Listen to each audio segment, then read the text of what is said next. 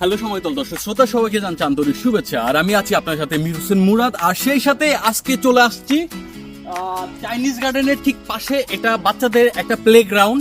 So এখানে বাচ্চারা হচ্ছে খেলাধুলা করে, অনেক কিছু আছে এখানে দেখার মতো।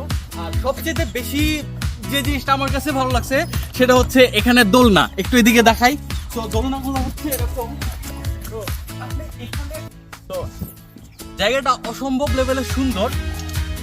আশা করি সামনে আরো অনেক সুন্দর জায়গা আছে। এই যে এদিকে কিছু ব্রিজ আছে, কিছু ফটোগ্রাফি করার অসম্ভব লেভেলের সুন্দর জায়গা আছে। হচ্ছে ফরেস্ট এরিয়া আছে যেখানে পাখিরা পাখিদের বাসস্থান, বসবাস করে এখানে।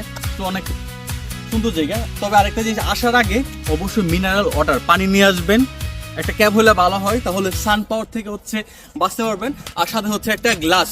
ঠিক আছে, তো ভালো থাকবেন। Thank you.